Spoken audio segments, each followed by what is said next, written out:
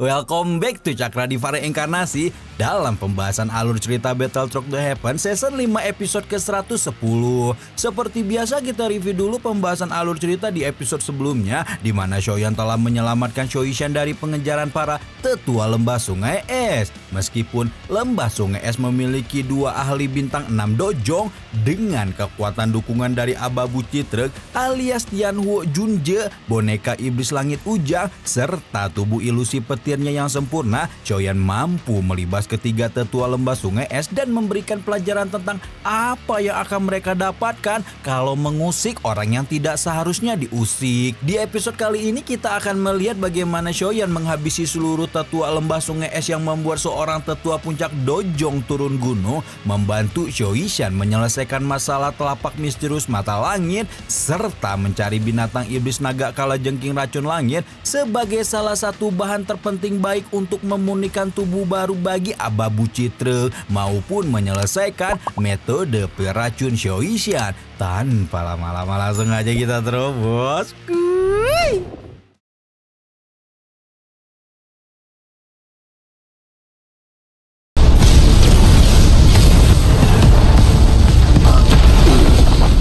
Seperti yang bisa kita lihat bersama-sama, pertempuran antara Bing Pu dan Abah masih berjalan sejak seminggu lalu, dan sesuai apa yang dijanjikan Tianhuo dapat menyelesaikan perlawanan tetua lembah sungai es itu dalam waktu kurang dari 10 menit. Shoyan menangkupkan tangan dan berterima kasih atas bantuan yang diberikan oleh Ababu Citrek sebelum kemudian berjanji bahwa dia akan segera memurnikan tubuh baru untuk mantan elit dojun tersebut. Mendengar Shoyan menyebut-nyebut tubuh baru, Bing Pu seperti mendapat harapan hidup baru ketika menawarkan Tianhuo tubuh baru yang menjadi salah satu kualifikasi terbesar lembah sungai es sebagai pengoleksi tubuh-tubuh aneh, selama tubuh spiritual kuat itu bersedia untuk melakukan satu hal saja untuknya. Ababu Citrek berpandangan dengan Shoyan ketika tuan muda ketiga keluarga Shou itu hanya mengangkat tangannya santai, membuat Tianhuo segera mendekati Bing Fu dengan antusias ketika bertanya apa yang harus dia lakukan. Senyuman licik auto nangkring di wajah Bing Fu ketika berpikir telah berhasil menghasut Tianhuo sebelum meminta mantan elit dojun itu untuk menghabisi Shoyan dan membawa Shoishan ke lembah sungai es. Tianhuo menaikkan alisnya ketika menghitung jumlah permintaan Bing Fu lebih dari satu sesuai janji, dan tanpa banyak babi bu meledakkan tubuh si elit dojong bintang 8 setelah sebelumnya berkata bahwa dia tidak suka orang yang banyak tipu daya dan omon-omon belaka.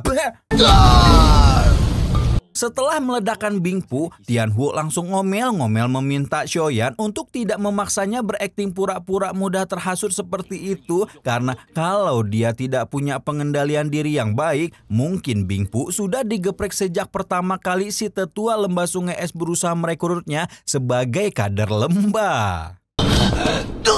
Beberapa saat kemudian Ujang bergabung dengan rombongan setelah menyelesaikan perlawanan Bing Yuan, dan tubuh ilusi petir alias Shoyan KW juga telah menyatu dengan tubuh aslinya, menandakan bahwa pasukan lembah sungai es telah dibasmi seluruhnya. Namun Shoyan tidak bisa senang terlalu cepat karena ternyata telapak misterius mata langit di tubuh Shoishan bereaksi dengan cepat, di mana teknik tersebut ternyata hanya bisa dibatalkan oleh ketua lembah. Karena sudah muak dan tidak mendapatkan jawaban memuaskan dari Bing Yuan, Shoyan pun segera membawa Shoishan pergi setelah sebelumnya membakar sang tetua lembah sungai es menjadi abu yang berterbangan. Shoyan membawa Shoishan ke sebuah goa tersembunyi di area aliran Dewa Jatuh sebelum memeriksa dengan seksama tentang teknik macam apakah telapak misterius mata langit ini.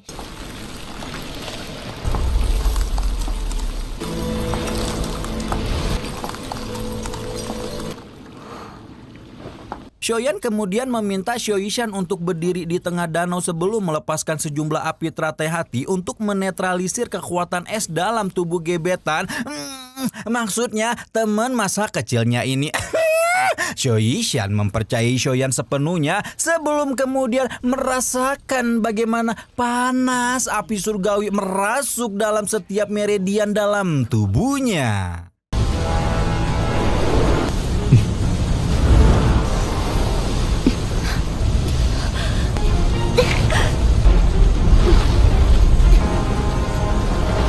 Mode kejam yang dilakukan Shoyan memang efektif namun menimbulkan rasa sakit yang luar biasa di tubuh pasiennya. Meskipun demikian, Shoishan berusaha keras untuk menahan rasa sakit yang mengumpur tubuhnya dari dalam tersebut sambil merasakan bagaimana api teratai hati Shoyan memang secara perlahan menghapuskan kekuatan es yang berusaha membekukan dirinya dari dalam.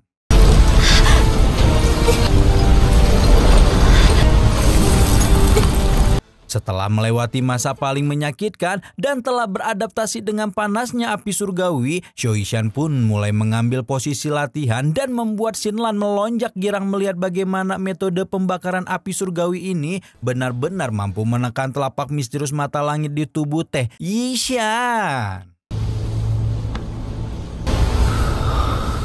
Shoyan baru tenang setelah memastikan bahwa Shoishan mulai akrab dengan api surgawi, kemudian sambil menunggu si gadis racun untuk menyelesaikan telapak tangan misterius mata langit sepenuhnya, tuan muda ketiga keluarga Shou itu meminta bantuan Shinlan untuk mencari bahan-bahan obat di wilayah Pil dengan pengawalan penuh dari Ujang. Shinlan mengangguk paham atas permintaan Shoyan dan berjanji jika dirinya akan kembali sesegera mungkin. Sementara Shoyan disibukkan dengan Shoishan, lembah kematian rombongan Bing He Gu alias lembah sungai es sekarang dipenuhi kekacauan karena tetua Bingxian yang sebelumnya berjaga di area luar aliran Dewa Jatuh menemukan rekan-rekannya telah binasa.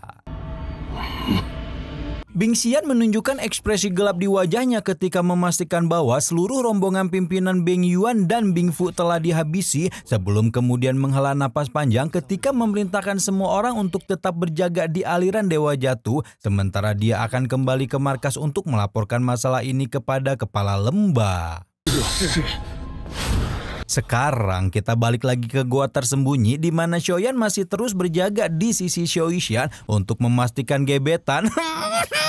Maksudnya teman masa kecilnya itu melalui proses penekanan telapak mata langit tanpa masalah. Setelah beberapa hari berlalu, Shoishan merasakan betapa api teratai hati sepenuhnya meledakkan butiran energi es di setiap pembuluh darah dalam tubuhnya. Baru setelah seluruh butiran-butiran es itu menghilang, Shoishan mampu menggerakkan doki di tubuhnya seperti sedia kala menandakan bahwa telapak tangan misterius mata langit telah diselesaikan sepenuhnya. Shoyan mendekati Shoishan dengan ekspresi gembira, sementara orang yang didekati juga melemparkan senyuman ketika merasakan bagaimana kekuatan Shoyan telah meningkat selama beberapa hari ini. Shoyan kemudian menjelaskan bahwa dia telah berhasil menyempurnakan beberapa garis racun iblis peninggalan si Bian dan hal itu memberinya keuntungan untuk menerobos bintang 2 dojo. Dua teman masa kecil itu kemudian menghabiskan waktu untuk duduk di tepi danau dengan tenang sambil membicarakan beberapa hal termasuk juga Shoyan yang ingin memeriksa bagaimana keadaan Shoishan setelah menetralisir telapak misterius mata langit. Berhubung Tante Medusa mumpung enggak ada, Shoishan benar-benar bersyukur bisa memiliki gebetan. Maksudnya teman seperti Shoyan membuat tuan muda ketiga keluarga Shou itu hanya bisa geleng-geleng perlahan ketika mengangsurkan sebuah pil obat yang bisa membuat Shoishan pulih ke kondisi puncaknya dalam beberapa hari. Shoyan menanyakan bagaimana perkembangan tubuh beracun dan membuat Shoishan tersenyum ketika mengatakan bahwa dia merasakan tubuh beracun ini akan meledak dalam 2-3 bulan. Meskipun begitu, Shoishan yakin jika tubuh beracun benar-benar meletus nanti, dia pasti tetap akan mengingat Shoyan berhubung pemuda itu memang mengisi sebagian besar memori kehidupannya. Shoishan menatap dalam kemanik oksidian gelap di depannya, membuat Shoyan juga merasakan sesuatu yang rumit di hatinya ketika melalui percakapan menyedihkan ini. Shoyan tidak ingin temannya pasrah begitu saja dalam menyambut maut dan berkata bahwa dia pasti akan mendapatkan inti monster naga kalajengking racun langit peringkat ke-7 dalam 2-3 bulan sehingga mereka bisa menyelesaikan metode pil racun untuk mengendalikan tubuh beracun Shoishan.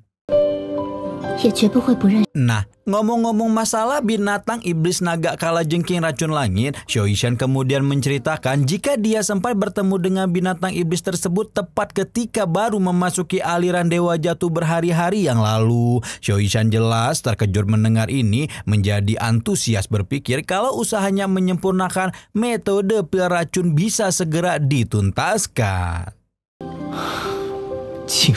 Shoishan kemudian bercerita pertemuannya dengan naga kalajengking racun langit yang ganas dan penuh nafsu itu, serta begitu tertarik kepada tubuh beracunnya. Namun karena sebelumnya Shoishan sudah disibukkan dengan pengejaran lembah sungai es, dia belum sempat terlibat konfrontasi langsung dengan si naga kalajengking racun langit yang menurut tebakannya merupakan ahli bintang 8 Dojong.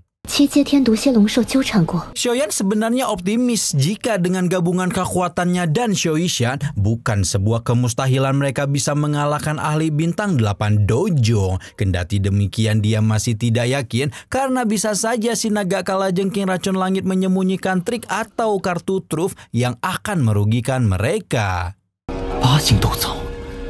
Apalagi menurut Shoishan, si naga kalajengking racun langit ini merupakan pentolan preman alias penguasa aliran Dewa Jatuh, dan oleh karenanya mereka harus mempersiapkan diri matang-matang sebelum mengonfrontasi sang penguasa aliran secara langsung. Shoyan mengangguk paham dan akan segera menyusun rencana untuk menemui naga kalajengking setelah Shinlan dan Ujang kembali. Nah, Ternyata rencana yang dimaksudkan Shoyan adalah meminta tolong kepada Tianhun Junje dan membuat Ababu Citrek Auto ngomel-ngomel melihat bagaimana bocil FF1 ini berniat untuk membuatnya bertarung sampai mati dengan seorang Dojong bintang 8. Shoyan menunduk pasrah ketika mendengar omelan Tianhuo, namun kemudian menjelaskan jika esensi darah naga kalajengking racun langit adalah salah satu bahan utama untuk memurnikan tubuh baru. Yao Tianhuo auto tegang setelah mendengar penjelasan Shoyan, apalagi pemuda itu ternyata sudah mendapatkan resep pil jiwa kehidupan Yin dan Yang sebagai pengganti pil penyatuan darah tulang yang ditinggalkan oleh gurunya Yao Chen. Shoyan langsung mode acting drama Korea ketika pura-pura kecewa ketika Tianhuo menganggap pertempuran melawan naga kalajengking racun langit terlalu berbahaya hingga memaksa mantan elit Dojun itu menelan kata-katanya sendiri ketika menerima tawaran Shoyan untuk bertempur bersama melawan sang penguasa aliran Dewa Jatuh. Shoyan tersenyum puas ketika melihat Tianhuo jatuh dalam tipu muslihatnya, membuat Shoishan hanya bisa terkekepelan melihat perbuatan Akang dalam menghasut Ababu Citrek. Shoishan juga tersenyum setelah Tianhuo sadar sudah dijebak sebelum meyakinkan jika pil kehidupan Yin dan Yang serta esensi darah naga kalajengking racun langit sebagai bahan penyusunnya bukanlah sebuah kebohongan. Tepat setelah Shoyan selesai membicarakan naga kalajengking racun langit serta pil jiwa kehidupan Yin dan Yang, datanglah Shinlan bersama Ujang yang mengabarkan bahwa saat ini lembah sungai es telah menyebarkan perintah penangkapan dan mengirimkan seorang tetua puncak Rana Dojo untuk mencari mereka ke aliran Dewa Jatuh. Ekspresi Shoyan berubah gelap dan serius ketika mendengar ini, berpikir jika masalahnya dengan lembah sungai es memang tidak akan bisa diselesaikan baik-baik. Kendati demikian, Shoyan tidak pasrah dan menyerah, justru bertekad untuk mengalahkan naga kalajengking racun langit dan menyempurnakan tubuh baru bagi Tianhuo Junje sebelum si tetua puncak dojo menemukan mereka. Sementara Shoyan memulai perjalanannya untuk menemui naga kalajengking racun langit peringkat ke-7, tetua puncak Rana Dojong yang dikabarkan Shinlan telah tiba di lembah kematian dan memasang wajah dingin ketika melihat mayit-mayit anggota lembah sungai es bergelimpangan di sana.